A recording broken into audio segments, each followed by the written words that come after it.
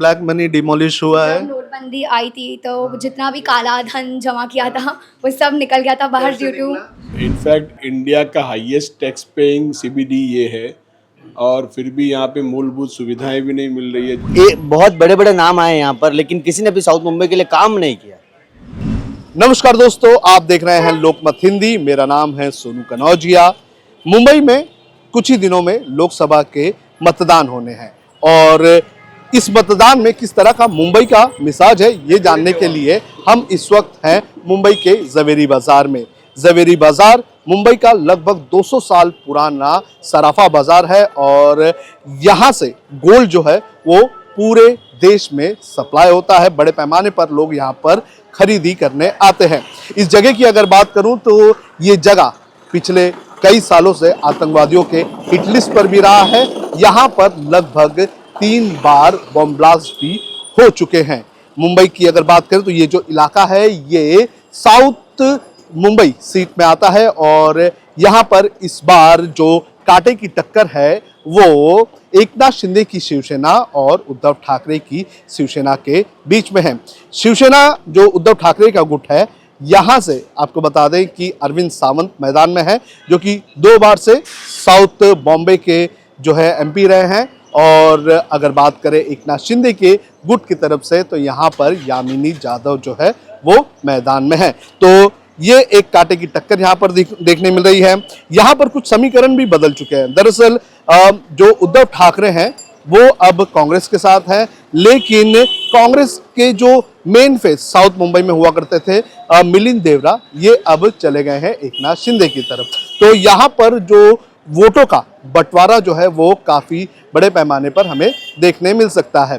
तो आज हम बात करेंगे यहाँ के लोगों की और जानने की कोशिश करेंगे कि उनका मिजाज क्या है। और ये जो जवेरी बाजार है, जो 200 साल पुराना जवेरी बाजार है, यहाँ पर क्या डेवलपमेंट हुआ है पिछले 10 सालों में जब से अरविंद सावंत यहाँ पर एमपी बन के आए हैं और क्या यहाँ पर सब कुछ ठीक चल रहा है।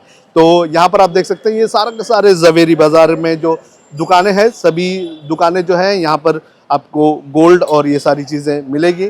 और यहाँ पर ये देखिए काम भी होता है। जब आप कुछ गोल्ड खरीदते हैं तो यहाँ पर आपके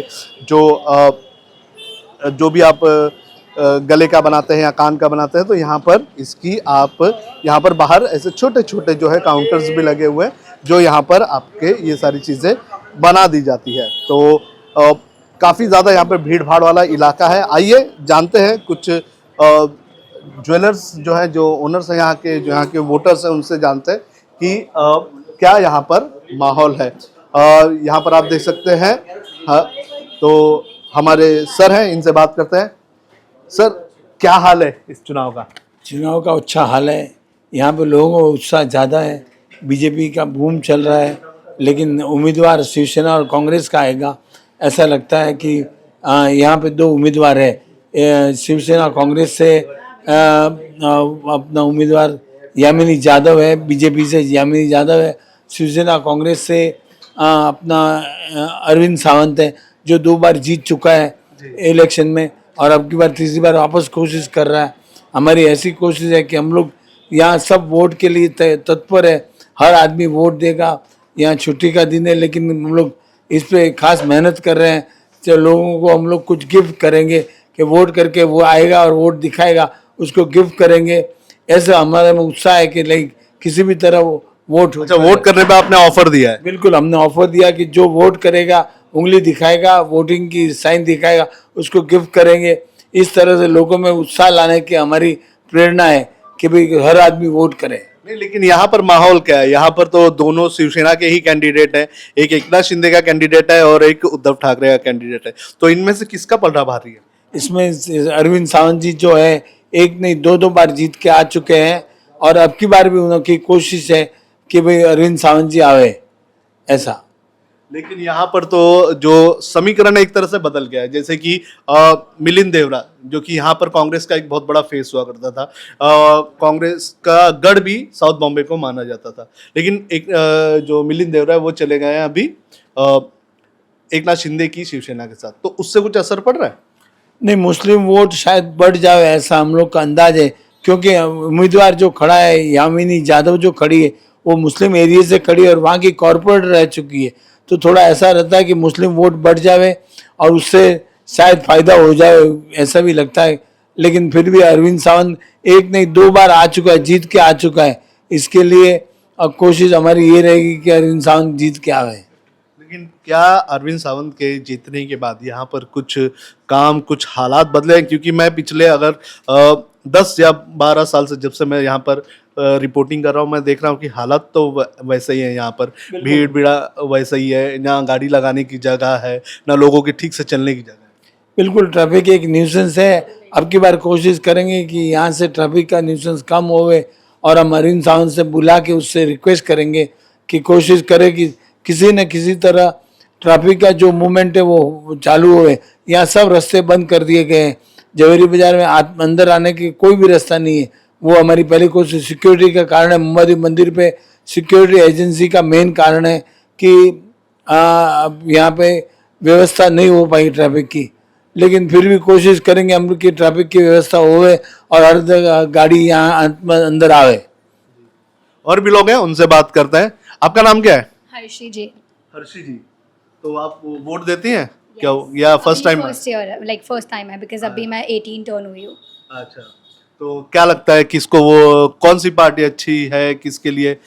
सो बेसिकली ऐसे आई वोंट जज कि कौन सी पार्टी अच्छी है कि नहीं, बट देर आर 2 पार्टीज जो है बीजेपी और शिवसेना। बीजेपी का कॉर्पोरेट है यामिनी यादव और शिवसेना से है अरविंद सावंत। लेकिन यामिनी यादव जो है वो भी तो शिवसेना की है, एकनाथ शिंदे की है। हाँ, नहीं, एज अ स्टूडेंट आप 18 साल आपने अभी जस्ट क्रॉस किया। हाँ, एज अ स्टूडेंट आपको क्यों बीजेपी क्यों? बिकॉज आई फील कि when Modi came into India, I mean बहुत सारा चेंजेस हुआ है। स्पेशली सूरत में उसने बहुत डेवलप किया है।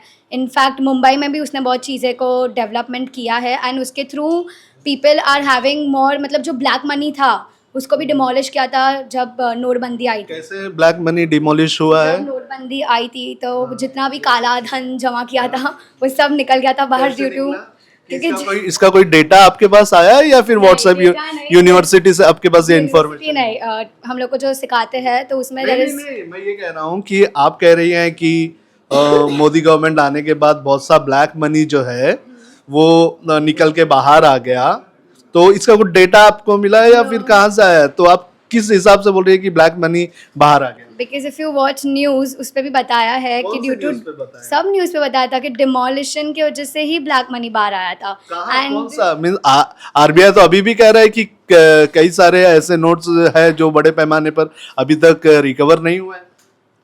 Obviously certain, this is Mumbai, उसमें बहुत सारा जगह पे ब्लैक मनी होता है एंड जो सम स्पेसिफिक जगह है, लाइक ऐसा तो नहीं था कि नहीं निकला ना। ब्लैक मनी आप किसको कहती है? आपके सोच के हिसाब से ब्लैक मनी क्या है? टैक्स नहीं भरते हैं, जो ज्यादा कमाते हैं पर टैक्स कम दिखा के टैक्स कम भरते हैं और ज्यादा पैसा अंदर रखते हैं, उसको ब्लैक मनी बोलते हैं मेरे हिसाब तो से। आपको क्या लगता है कि अब टैक्सेस ठीक तरह से कवर होते हैं पूरे?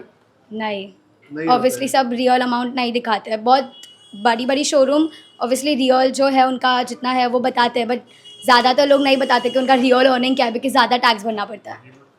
आप बताइए कि आप यहीं पे रहते हैं जवेरी बाजार में, आप काफ़ी सालों से हैं यहाँ पर, क्या हालात बदले हैं? क्या कुछ बदलाव मिला है यहाँ के लोगों को?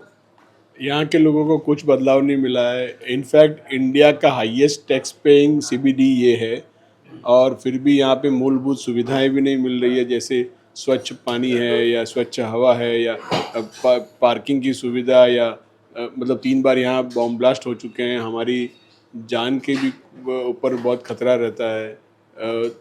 मतलब यहाँ बेसिक एम्यूनिटीज़ है ही नहीं। अगर यहाँ पे किसी को हार्ट अटैक भी आ जाए तो समय सर हॉस्पिटल भी नहीं पहुँच पाएगा। ये तकलीफ है यहाँ पे। तो यहाँ पर मतलब ज़्यादा कंसंट्रेट कौन करती है? बीएमसी करती है या फिर एमपी जो है उसको भी यहाँ पर कंसंट्रेट करना चाहिए? देखो, सबको अपना अपना इलाका संभालना है। एमपी को अपना इलाका संभालना है, बीएमसी को भी अपना कर्तव्य करना है और एमएलए को भी अपना कर्तव्य करना है। लेकिन जिस हिसाब से यहाँ जर्जरित बिल्डिंग है, अगर एमएलए कोई एक बिल्डिंग के लिए वो अपना एमएलए फंड निकालता है तो उसमें उसका पूरा हो जाता है, बाकी एरिया का डेवलपमेंट नहीं होता है यहाँ पे। और कुछ पॉलिटिशियंस भी हमारे यहाँ थोड़े से निगलेक्ट किए हैं एरिया को, उन्होंने अपना फ़ायदा ज़्यादा देखा है, एरिया का फ़ायदा थोड़ा कम देखा है। तो उस हिसाब से थोड़ा सा हमारा एरिया एकदम निगलेक्टेड है।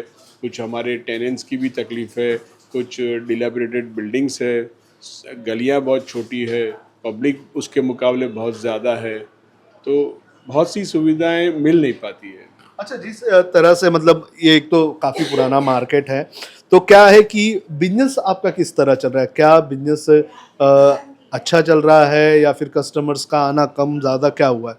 देखिए, कस्टमर्स का आना थोड़ा सा फ़र्क पड़ा है, क्योंकि यहाँ पे अगर समझो कोई पैसा लेकर आ रहा है या कोई जोखिम लेके यहाँ से जा रहा है, तो उसको गाड़ी पार्किंग नहीं मिलती है। बहुत सी चीज़ें यहाँ काफ़ी चोरी चकारी भी, बैग स्नैचिंग वगैरह, पिक पॉकेटिंग वगैरह भी बहुत होती है, तो कोई रिस्क नहीं लेना चाहता। जहाँ अभी मॉल्स में पार्किंग मिल जाती है तो वहाँ जाना पसंद करते हैं, या जो ज़्यादा सुविधाएं मिलती है वहाँ ज़्यादा जाना पसंद करेंगे, ऐसा है। जैसे नेशनल लेवल का इलेक्शन होता है, तो आप पीएम को देखकर वोट देना चाहेंगे या आपके कैंडिडेट को देखकर यहाँ पर वोट देंगे? देखो, कुछ हद तक पीएम का भी रोल है और कुछ हद तक कैंडिडेट्स का भी रोल है।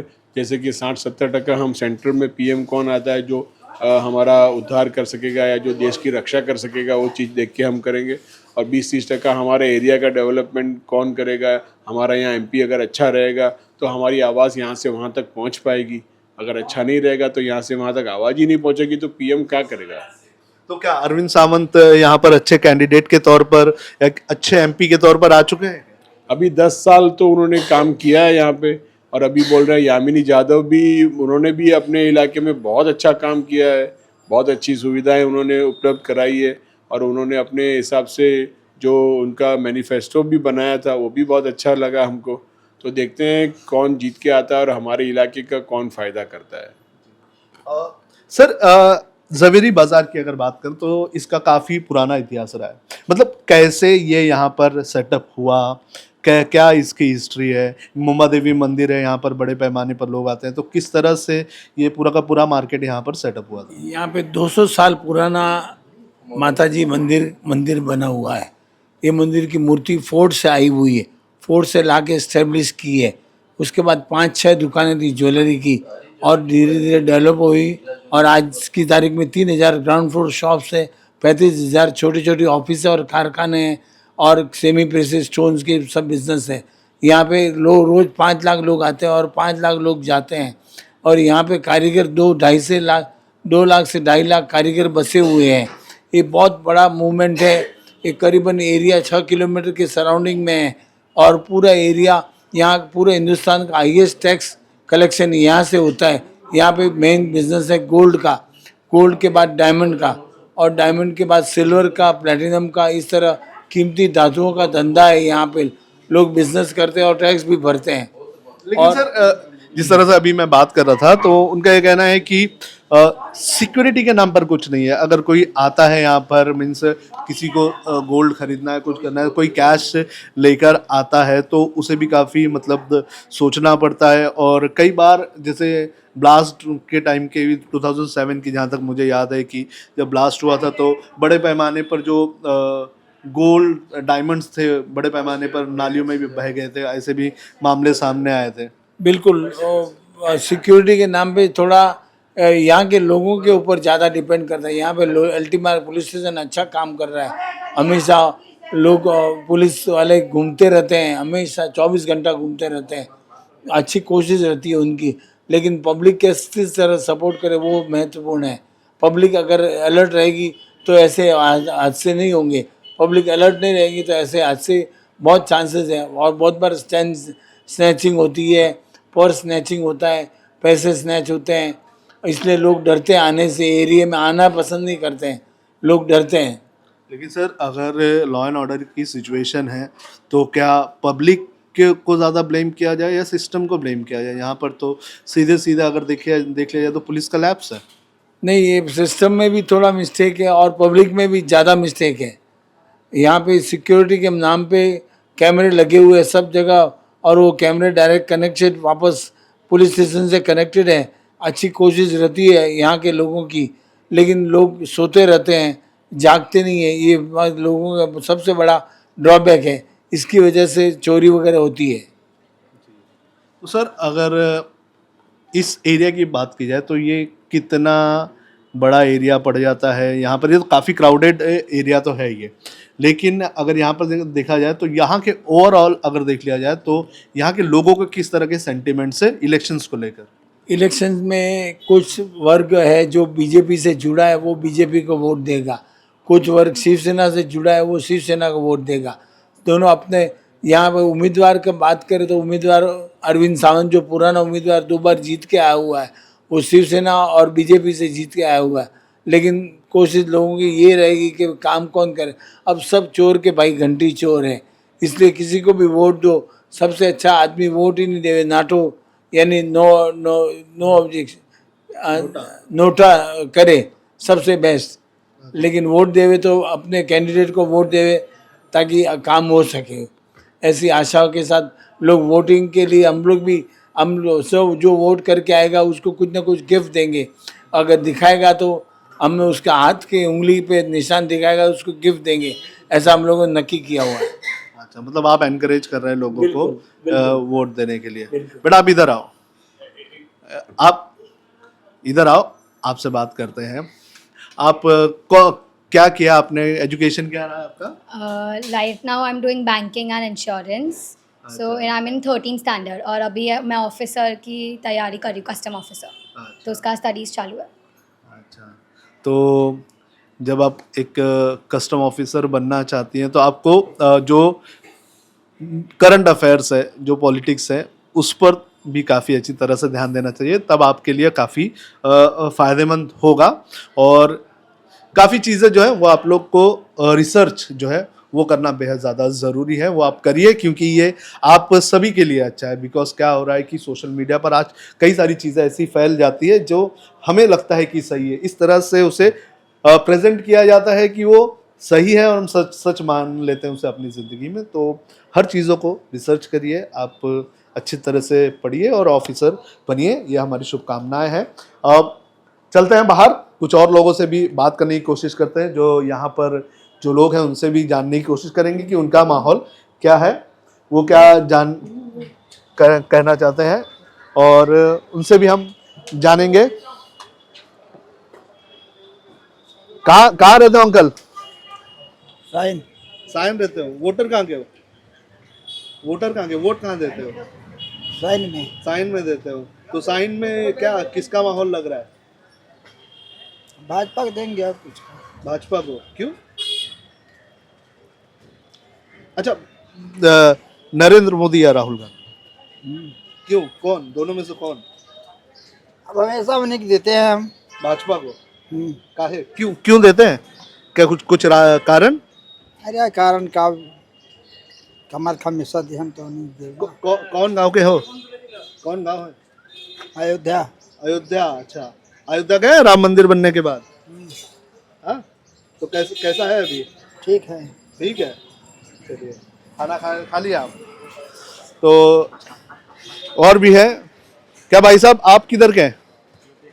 यूपी के? हाँ जी, यूपी में कहाँ के? अयोध्या के पास में। अच्छा, आप भी अयोध्या के पास के? तो आप वोट कहाँ डालते हैं? यहाँ डालते हैं यूपी में? नहीं, यूपी का ही है अभी। अच्छा, तो कितने साल से हैं यहाँ पर? 5 साल से। 5 साल से। तो यहाँ पर आप जब काम करते हैं तो कैसा माहौल आपको लगता है? यहाँ पे अच्छा लगता है कि यूपी में?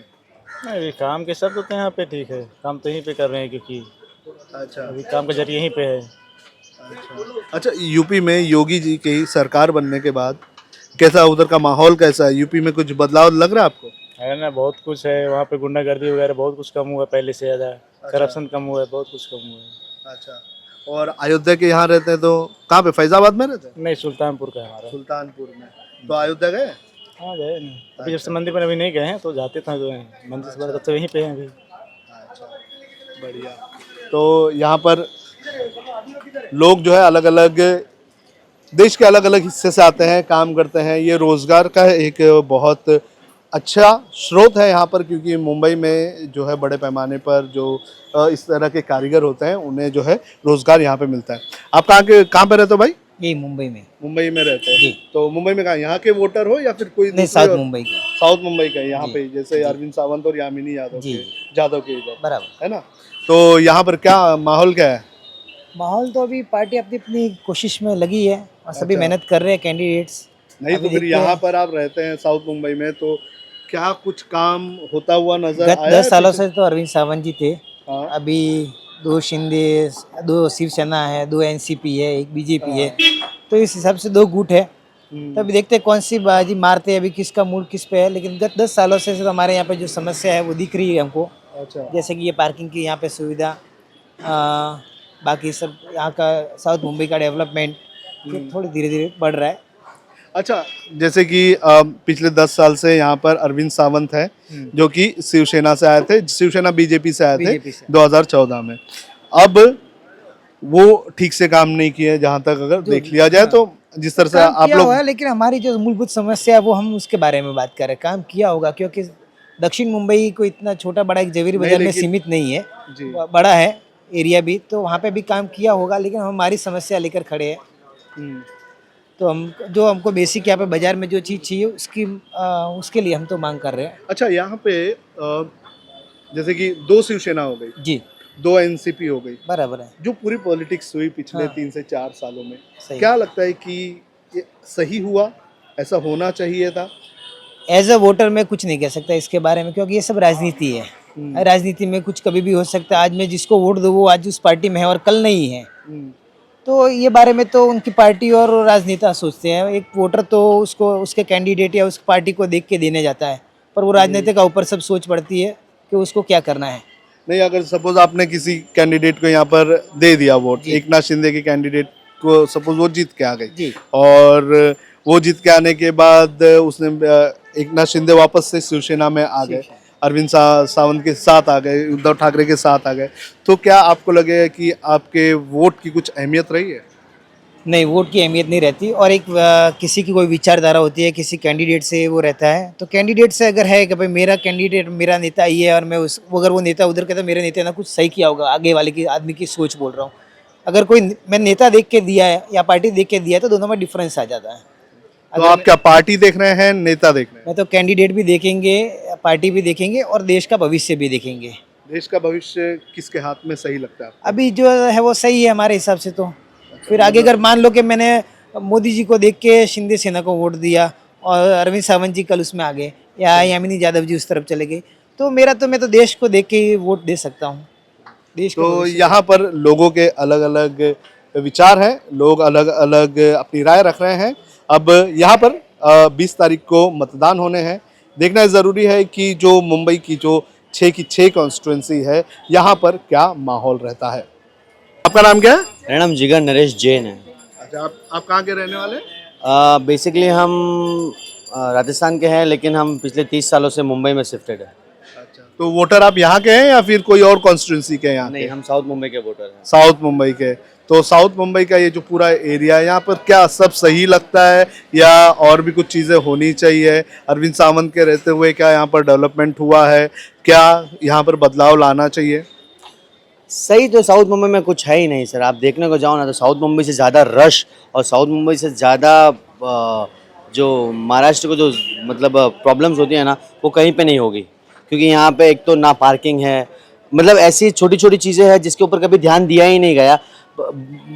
बहुत बड़े बड़े नाम आए यहाँ पर, लेकिन किसी ने भी साउथ मुंबई के लिए काम नहीं किया। सब अपने हित को देखकर वोट मांगने के लिए 5 साल पहले आते हैं, उसके बाद सीधा 5 साल के बाद मुंह दिखाते हैं कि भाई हम वापस आने वाले हैं। ऐसी सिस्टम है यहाँ का। तो अरविंद सावंत ने भी ऐसा ही किया है? लास्ट टाइम अरविंद सावंत जी ही थे शायद यहाँ पर खड़े। हमने उनको हमारा प्रत्याशी समझ करके भी हमारा हितैषी होंगे उसी हिसाब से वोट दिया था। लेकिन आप यहाँ का एक राउंड वॉक करेंगे ना सर, तो आप खुद हैरान हो जाएंगे कि यहाँ पर कुछ काम हुआ ही नहीं है।